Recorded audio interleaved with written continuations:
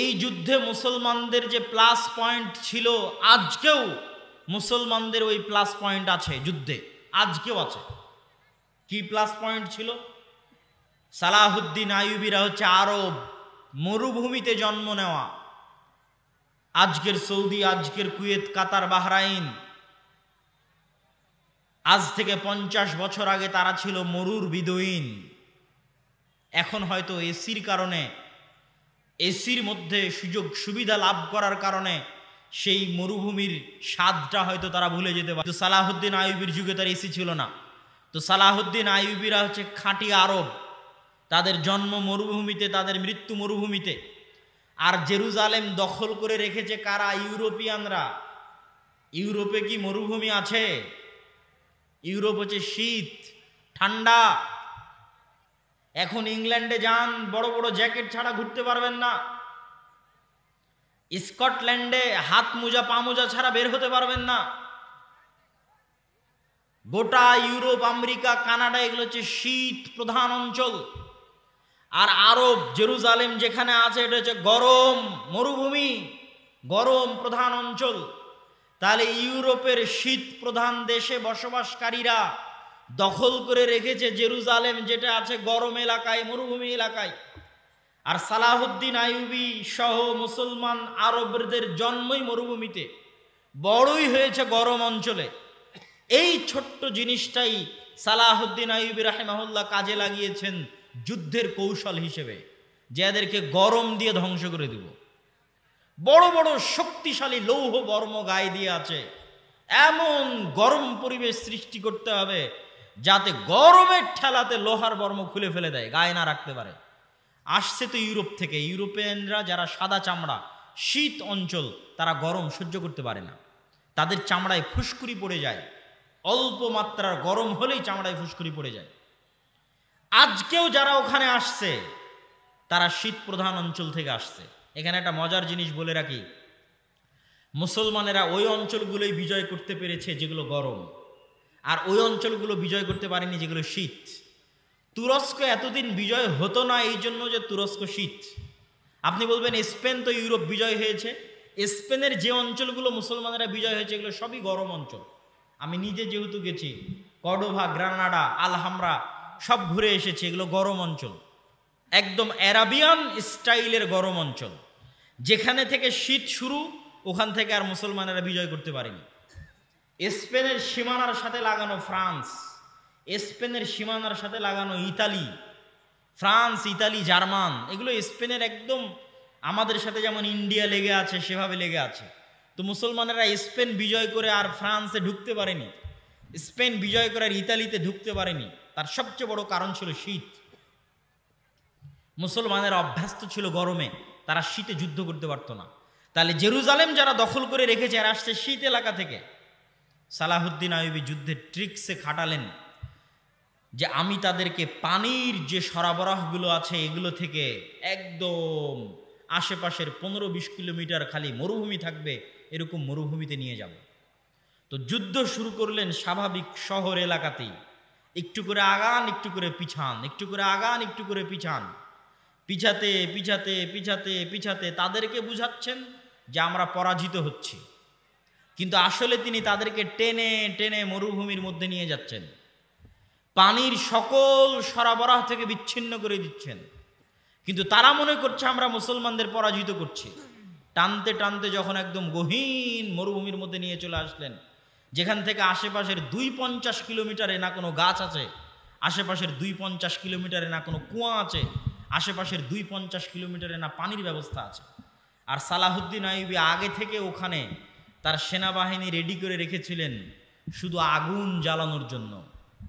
গোটা মরুভূমির চারিদিকে গাছপালা একত্রিত করে ভয়ঙ্করভাবে আগুন জ্বালানোর জন্য।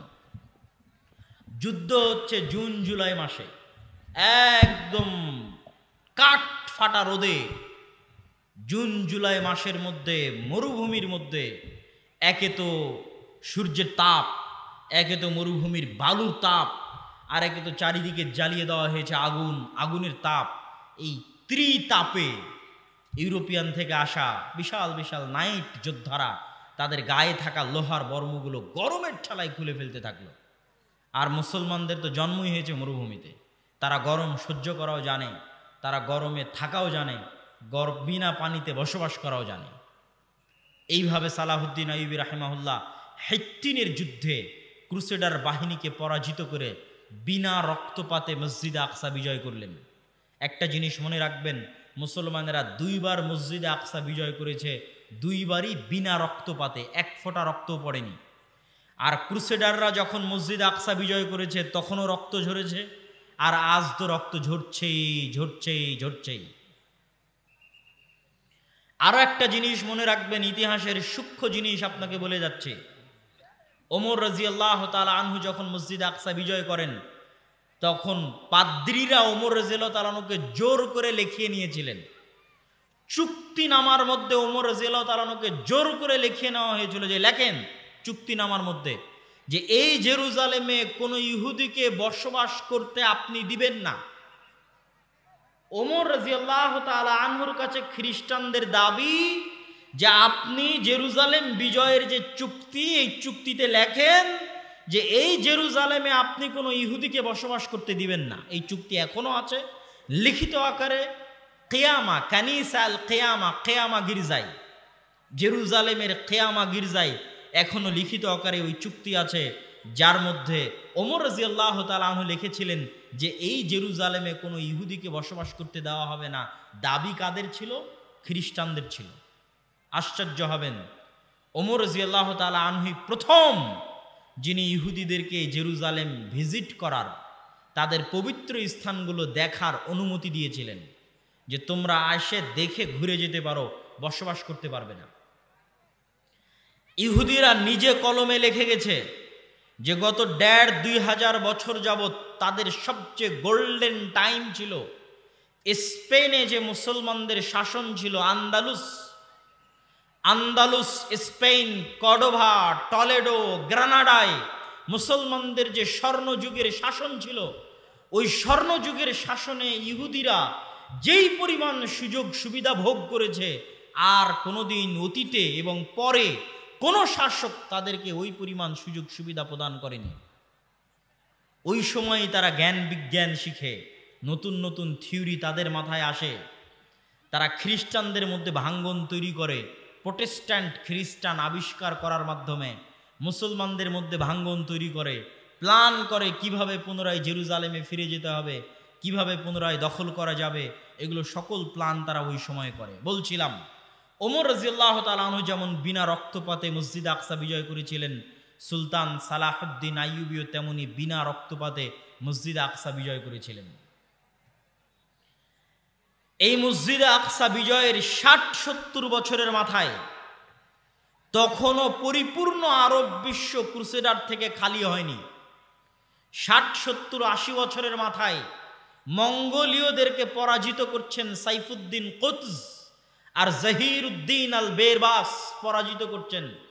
মঙ্গোলীয়রা চীনের সীমান্ত থেকে বের হয়ে Uzbekistan, Kyrgyzstan, Kazakhstan, Afghanistan, Samarkand, Bukhara পায়ের নিচে পিষতে পিষতে ইরান, নিশাপুর পিষতে পিষতে ইরাকের বাগদাদ, লক্ষ লক্ষ মুসলমানের মাথা কেটে এই ঝড়কে পৃথিবীতে থামানোর মতো কেউ ছিল না।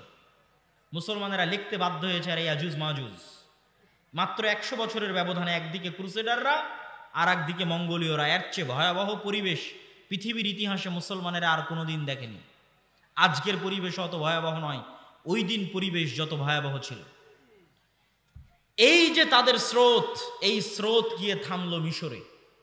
মিশরে তখন ক্ষমতায় ছিলেন সালাহুদ্দিন আইয়ুবীর পরেই, সালাহুদ্দিন আইয়ুবীর পরপরই মামলুকরা ক্ষমতায় আসে। মামলুক কারা? আজকে যেমন মাদ্রাসাগুলোতে এতিমখানা আছে, এতিমখানায় ছাত্ররা পড়ে, ওই যে নিজামিয়া মাদ্রাসা নিজামিয়ায় পড়াশোনা করত বিভিন্ন অঞ্চল থেকে আসা গরিব, দাস, গোলাম, ইয়েতিম ছাত্ররা। ওই সমস্ত ছাত্রদের দিয়েই শুধু জিহাদের জন্য একটা টিম ছিল। তারাই জিহাদ করতে করতে করতে করতে একসময় তাদের হাতেই ক্ষমতা চলে আসে। বিশেষ করে সালাহুদ্দিন আইয়ুবীর মৃত্যুর পরে তার ছেলে অথবা তার ছেলের ছেলের স্ত্রী শাজারাতুদ্দুর যখন মামলুক কোনো একজন বাদশাকে বিবাহ করেন, তখন মামলুকেরা পরিপূর্ণ ক্ষমতায় চলে আসে। এই মামলুকদেরই ছিল সাইফুদ্দিন কতজ সেনাপতি, এই মামলুকদেরই ছিল সেনাপতি জাহিরুদ্দিন বেরবাস।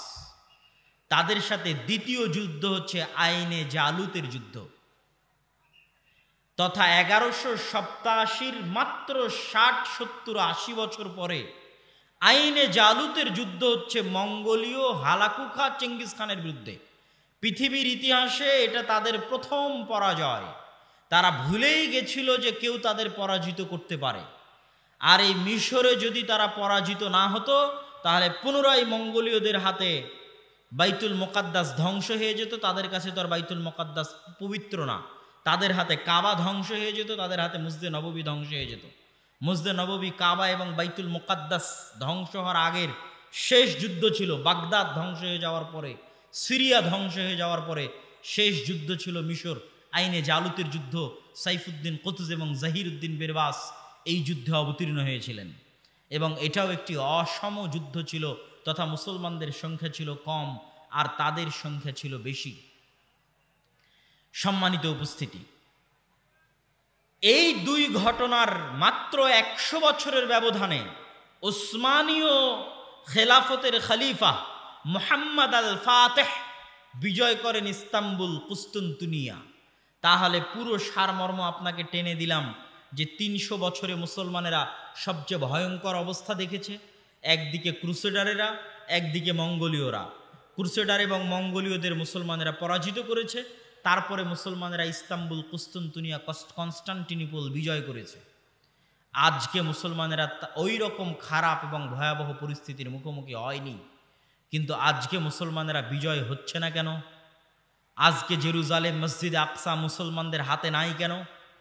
আজকে জেরুজালেম মসজিদে আকসা মুসলমানদের হাতে না থাকার কারণ, আর এই মসজিদে আকসা, এই জেরুজালেম যুগে যুগে যতবার বিজিত হয়েছে তার যদি সারমর্ম আপনি দেখেন, তাহলে আমি বক্তব্যের শেষে গিয়ে আরও আপনাকে সারমর্ম বলবো যে কেমনে কিভাবে মুসলমানেরা পুনরায় সেই জায়গায় নিজেদের ফিরিয়ে নিয়ে যেতে পারবে, বলবো ইনশাআল্লাহ।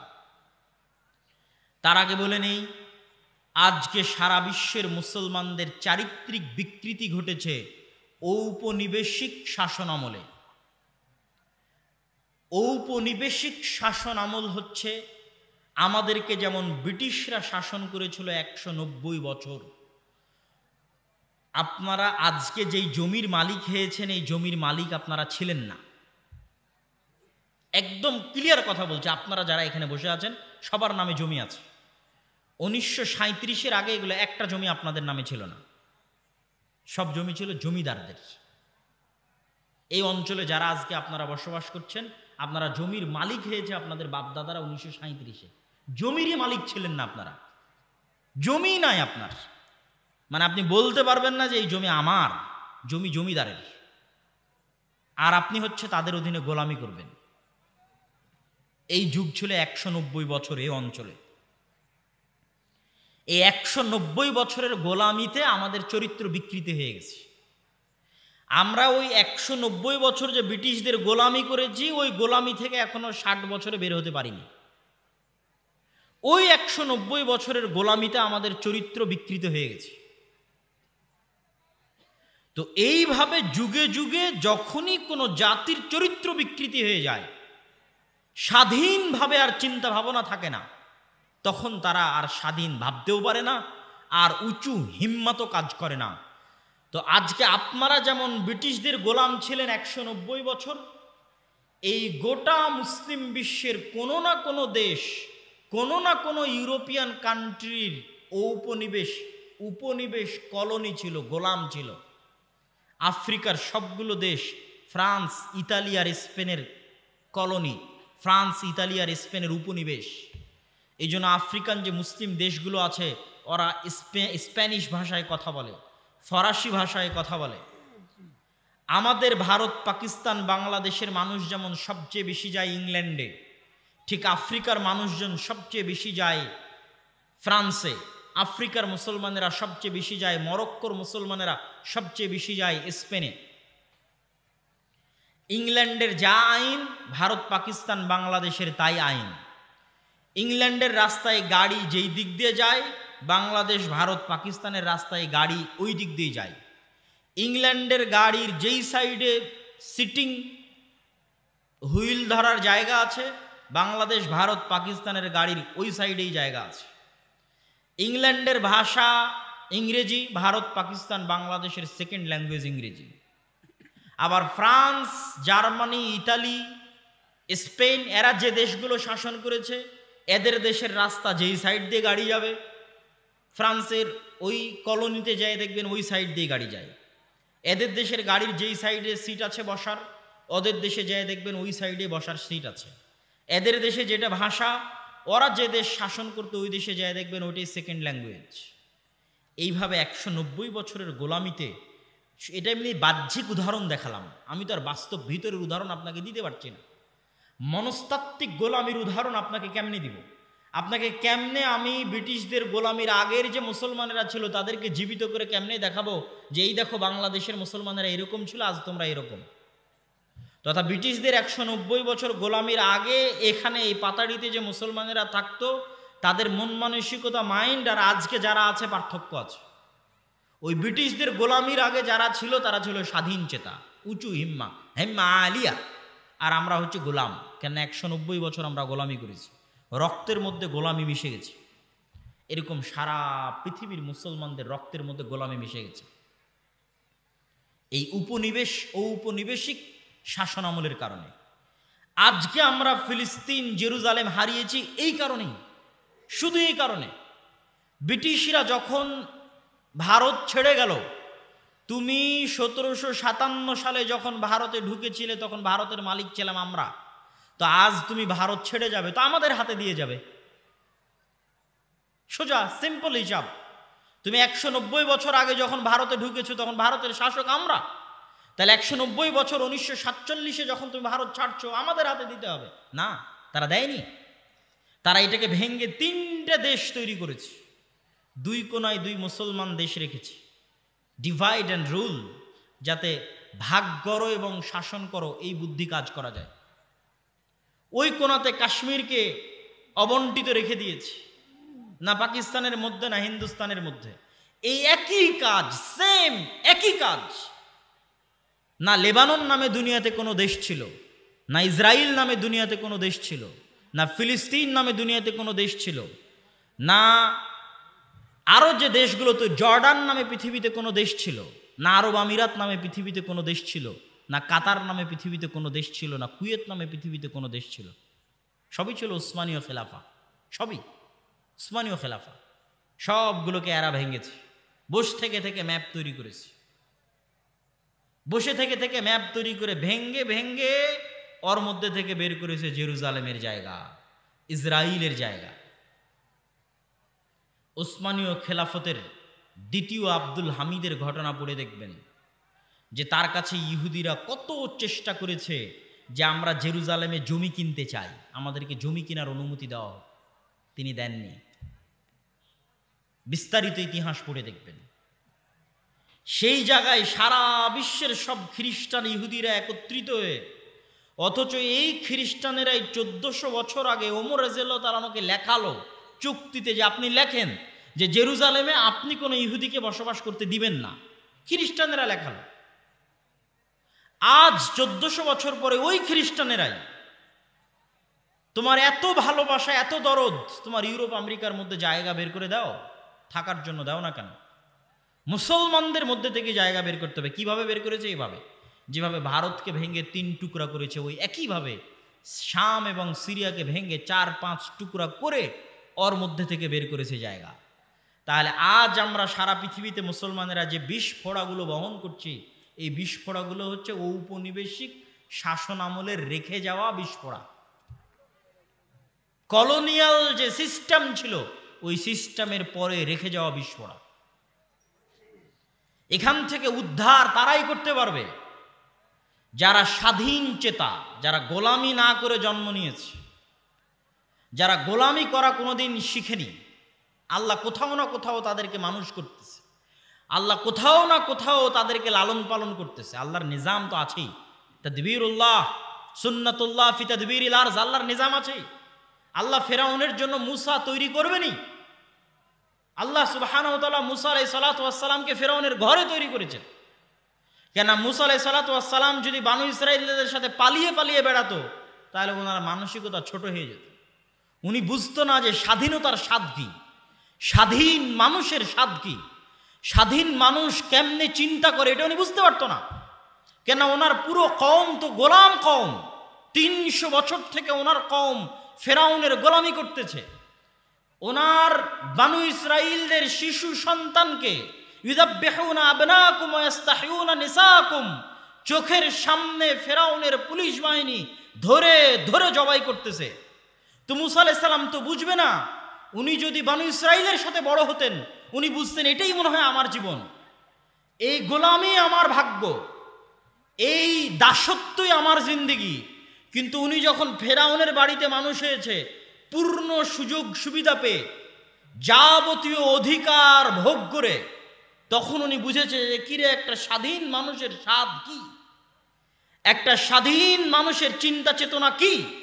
তখনই না ওনার সামনে বানু ইসরাঈলকে কিবতীরা যখন ধরে মারলো, বানু ইসরাঈলকে ফেরাউনের বংশের একজন ধরে একজন বানু ইসরাঈলকে মারলো, তো মুসা আলাইহিস সালাম রাগে এক থাপ্পড়ে ফেরাউনের ওই প্রশাসনিক কর্মকর্তাকে ওখানেই হত্যা করে ফেলেছেন। তো উনি যে একটা থাপ্পড় দিলেন, এই হিম্মতটা আসলো কোথায় থেকে?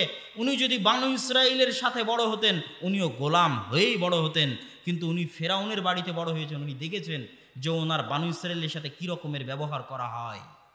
আল্লাহ ওভাবে কোথাও না কোথাও মানুষ করতেছে, স্বাধীন চেতা মুসলমানকে মানুষ করতেছে। আল্লাহ করবে, এটা আল্লাহর সিস্টেম।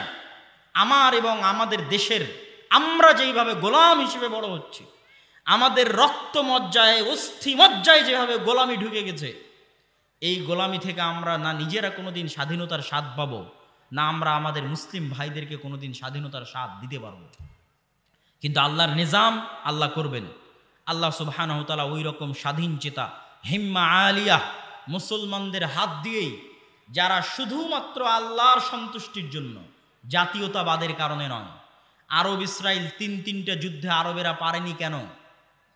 এরা হচ্ছে দিনের বেলা যুদ্ধ করে, রাতের বেলা ড্যান্স পার্টি করে, মুখে নাই দাড়ি, চাছা মুখ, তথা যুদ্ধ করতেছে আরব জাতীয়তাবাদের কারণে। আপনি 1971 যুদ্ধ করেছেন কেন? বাংলাদেশ জাতীয়তাবাদ, বাঙালি জাতীয়তাবাদের কারণে, ধর্মের কারণে নয়।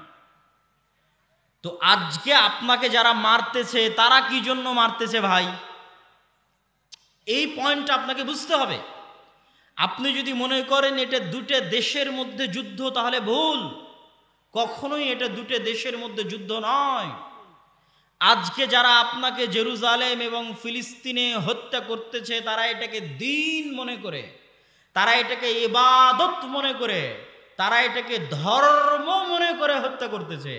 আর আপনি তাদের সাথে ডিল করবেন সেকুলারিজম দিয়ে, আপনি তাদের সাথে ডিল করবেন ন্যাশনালিজম দিয়ে, জাতীয়তাবাদ দিয়ে, ধর্ম নিরপেক্ষতাবাদ দিয়ে। অসম্ভব। আপনার ভাগ্যে কোনোদিন বিজয় আসবে না। আপনি নিশ্চিত থাকেন, 100% নিশ্চিত থাকেন, প্রত্যেকটা মুসলমানের সন্তানকে হত্যা করা হচ্ছে গাজায় শুধুমাত্র ধর্মীয় কারণে, শুধুমাত্র ধর্মীয় কারণে। ধর্মীয় কারণটা কি?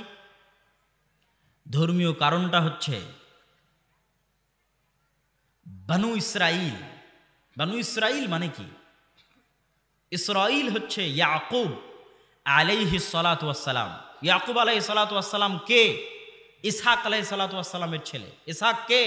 ইব্রাহিম আলাইহিস সালাতু ওয়াস সালামের ছেলে। ইব্রাহিমকে তারা বলে আব্রাহাম, ইসহাককে তারা বলে আইজ্যাক, ইয়াকুবকে তারা বলে জ্যাকব, ইয়াকুবের ছেলে হচ্ছে ইউসুফ, ইউসুফকে তারা বলে Joseph. Saint Joseph school and college. Saint Joseph মানে হজরত ইউসুফ স্কুল অ্যান্ড কলেজ। আপনি যে ইউসুফ আলাইহিস সালাতু ওয়াস সালাম, ওই জোসেফ উনি, আলাদা কোনো ব্যক্তি না। আপনি বলছেন হজরত ইউসুফ, উনি বলেছে সেন্ট জোসেফ। তাহলে পৃথিবীর এই 3টে আসমানি ধর্ম হচ্ছে আব্রাহামিক রিলিজিয়ন বা সেমেটিক রিলিজিয়ন, তথা ইব্রাহিম আলাইহিস সালাতু ওয়াস সালামের পক্ষ থেকে পাওয়া ধর্ম বা সেমেটিক ধর্ম। সেমেটিক মানে কি? নূহ আলাইহিস সালাতু ওয়াস সালামের 3 ছেলের এক ছেলে হচ্ছে সাম, আর এক ছেলে ইয়াফেস, আর এক ছেলে হাম। যারা নৌকাতে উঠেছিলেন 3 ছেলে, যাদেরকে আল্লাহ বাঁচিয়ে রেখেছিলেন মুমিন হিসেবে, তাদের একজন সাম, তাদের একজন ইয়াফেস, তাদের একজন হাম। যাদের গায়ের রং মেটে হয় আমাদের মতো, আরবদের মতো ধূসর হয়, তারা হচ্ছে সামের বংশধর। যাদের গায়ের রং সম্পূর্ণ সাদা হয় ইউরোপিয়ানদের মতো, রাশিয়ানদের মতো, তারা হচ্ছে ইয়াফেসের বংশধর। যাদের গায়ের রং সম্পূর্ণরূপে কালো হয় তারা হচ্ছে হামের বংশধর। তো দুনিয়াতে আল্লাহ যত নবী পাঠিয়েছেন সব পাঠিয়েছেন সামের বংশে। এই জন্য তিনটা ইসলাম, ইহুদি, খ্রিস্টানকে বলা হয় সেমেটিক রিলিজিয়ান, তথা সবগুলো সাম থেকে সেমেটিক, সবগুলো সামের বংশে। এখানে আরও একটা মজার জিনিস যদি আপনারা মনে রাখতে পারেন রাখবেন, যারা ইউরোপ আমেরিকায় যারা অনলাইনে শুনতেছেন তারাও মনে রাখতে পারেন, আপনাদের যাওয়ার ভাগ্য হলে মনে রাখবেন, না হলে রাখবেন না, কিন্তু যারা অনলাইনে শুনছেন তারা মনে রাখতে পারেন। যারা সাদা চামড়ার, তাদের সাদা চামড়া নিয়ে গর্ব আছে। ওরা বাহিরে যতই মিষ্টি কথা বলুক, ভিতরে সাদা চামড়ার গর্বে ভরা। আপনি যেমন এখান থেকে ইন্ডিয়া গেলে আপনাকে বাঙালি বলে ছোট করবে, এখান থেকে পাকিস্তান গেলে বাঙালি বলে ছোট করবে, ঠিক আবার আরবে গেলে বাঙালি বলে ছোট করবে। তো ঠিক তখন ইউরোপে যাবেন তখন গোটা এশিয়া বলে ছোট করবে। গোটা ইন্ডিয়া, পাকিস্তান, বাংলাদেশ, চীন সব মিলে হচ্ছে এশিয়া, এরা হচ্ছে এশিয়া থেকে আসছে, এশিয়া বলে ছোট করবে, কেন এদের গায়ের রং সাদা নয়। তো আপনি যতই ওদের নাগরিকত্ব নেন, এই চামড়া যদি পরিবর্তন না করতে পারেন তাহলে কোনো না কোনো এক সময় গিয়ে আপনি ডিসক্রিমিনেশনের শিকার হবেন। মজার জিনিস কি? মজার জিনিস হচ্ছে তারা যেই সাদা চামড়ার গর্ব করে, আবার তারা যেই নবীর অনুসরণ করে। খ্রিস্টানেরা যদি, ইউরোপ আমেরিকার খ্রিস্টানেরা যদি সাদা চামড়ার গর্ব করে, নবীর অনুসরণ করে কোন নবী? ঈসা আলাইহিস সালাম। ঈসা আলাইহিস সালাম সাদা চামড়ার ছিলেন না। আমার নবী যেই চামড়ার, ঈসা আলাইহিস সালাম ওই চামড়ার। কথা কি আমার বুঝতে পারছেন? কেন ঈসা আলাইহিস সালাম হচ্ছে সামের বংশধর, সেমিটিক রিলিজিয়ান। আরবে জন্মগ্রহণ করেছেন ঈসা আলাইহিস সালাম, ফিলিস্তিনে জন্মগ্রহণ করেছেন। ঈসা আলাইহিস সালাম ও ইব্রাহিমের সন্তান, মুহাম্মদ সাল্লাল্লাহু আলাইহি ওয়াসাল্লাম ইব্রাহিমের সন্তান। তাহলে ওরা যে সাদা চামড়ার গর্ব করে, সাদা চামড়ায় আল্লাহ কোনো নবী পাঠায়নি। সব নবী আল্লাহ সুবহানাহু ওয়া তাআলা পাঠিয়েছেন নূহের সন্তান সামের বংশে। তো আমি আপনাদেরকে যে পয়েন্টটা বলতে চাচ্ছিলাম যে কেন তারা ধর্মীয় কারণে গাজ্জার মুসলমানদের হত্যা করতেছে, রিলিজিয়াস কারণে, শুধু ধর্মীয় কারণে মুসলমানদের হত্যা করতেছে। কি সেই কারণ? তো ইব্রাহিমের ছেলে ইসহাক বা আইজাক, ইসহাকের ছেলে ইয়াকুব বা জ্যাকব, ইয়াকুবের ছেলে ইউসুফ বা জোসেফ আলাইহিমুস সালাতু ওয়াস সালাম, তারপরে একের পর এক ইউসুফ আলাইহিস সালাতু ওয়াস সালাম, উনি মিশর, ফিলিস্তিন থেকে বিক্রি হয়ে চলে গেলেন মিশরে, মিশরে মন্ত্রী হলেন। তারপরে উনি দুনিয়া থেকে বিদায় নিলেন। ওনার বাপ, ওনার ভাইয়েরা সব মিশরে ওনার কাছে ছিল। তার 300 বছর পর বা 100-150 বছর পর ওনার বংশধরেরা ফেরাউনের কাছে গোলাম হয়ে গেল। তারপরে ওনার বংশী জন্ম নিল মুসা। মুসা আলাইহিস সালাম সবাইকে নিয়ে চলে আসলেন নদীর এপারে, পুনরায় ফিলিস্তিনে। ফেরাউন নদীতে ডুবে মারা গেল। পুনরায় ফিলিস্তিনে ঢুকবেন, সিনাই মরুভূমিতে ঘুরপাক খাচ্ছেন। তারপরে আস্তে আস্তে আসলো সেই বংশে দাউদ, আস্তে আস্তে আসলো সেই বংশে সুলাইমান, তারপরে আস্তে আস্তে সেই বংশে আসলো ঈসা, তারপরে আস্তে আস্তে সেই বংশে আসলো ইয়াহইয়া, সেই বংশে আসলো জাকারিয়া। তাহলে ইব্রাহিম থেকে শুরু করে এই পর্যন্ত সব নবী আসলো ইসহাকের বংশে, ইয়াকুবের বংশে। আর ইব্রাহিম ওই যুগেই তার আরেক ছেলেকে ফিলিস্তিন থেকে 1500 কিলোমিটার দূরে পায়ে হেঁটে আরেক স্ত্রী, আরেক ছেলেকে রেখে আসলেন মক্কায়। এটাই হচ্ছে আল্লাহর অলৌকিকত্ব, আল্লাহ সুবহানাহু ওয়া তাআলার নিজাম, পৃথিবী পরিচালনায় আল্লাহর নিজাম। আল্লাহ এইভাবেই পৃথিবীর সিস্টেমটা সাজাবেন। তো ইব্রাহিম আলাইহিস সালাতু ওয়াস সালাম ওই যুগে তার আরেক স্ত্রী, আরেক ছেলেকে রেখে আসলেন কোথায়? কাবার পাশে। তাওরাত, জাবুর, ইনজিল সব বইয়ের মধ্যে আছে ইব্রাহিমের আরেক ছেলে ইসমাইল, নাম সহ উল্লেখ করা আছে। তারাও বিশ্বাস করে আবুল আরব, আরবদের পিতা হচ্ছে ইসমাইল। সমস্যা কি? সমস্যা হচ্ছে তারাও অপেক্ষায় ছিল শেষ নবী আসবে তাদের উদ্ধারের জন্য। ইহুদিরা দুইবার অপেক্ষায় ছিল যে তাদের উদ্ধারের জন্য কেউ আসবে। এক, ঈসা আলাইহিস সালামের আগমনের পূর্বে তারা অপেক্ষায় ছিল ঈসা মাসিহ কেন বলা হয়, আবার মাসিহুদ দাজ্জাল কেন বলা হয়। ঈসার সাথেও মাসিহ, দাজ্জালের সাথেও মাসিহ। মাসিহ মানে কি? উদ্ধারকারী। তো ঈসা মাসিহ মানে ঈসা উদ্ধারকারী, মাসিহুদ দাজ্জাল মানে দাজ্জাল উদ্ধারকারী। তো ঈসা আলাইহিস সালাতু ওয়াস সালাম উদ্ধারকারী হিসেবে এসেছিলেন ইহুদিদেরকে উদ্ধার করার জন্য। তারা ঈসা আলাইহিস সালামকে অপবাদ দিয়ে হত্যা করলো তাদের বিশ্বাস অনুযায়ী। আর কোরআনের বিশ্বাস অনুযায়ী, আমাদের বিশ্বাস আল্লাহ উঠিয়ে নিলেন, হত্যা করতে পারেনি। কিন্তু এই হত্যার আযাবে তারা জেরুজালেম থেকে বিতাড়িত হয়ে গেল। ওই বিতাড়িত হওয়ার সময় ইহুদিরা সব একটা প্রায় 3টা ইহুদি গোত্র এসে জমা হলো মদিনাতে। বানু কোরাইজা, বানু কায়নুকা, বানু নাজির। ইহুদিরা তো মক্কায় আসার কোনো অপশন নাই, ইহুদিরা তো বানু ইসরাইল।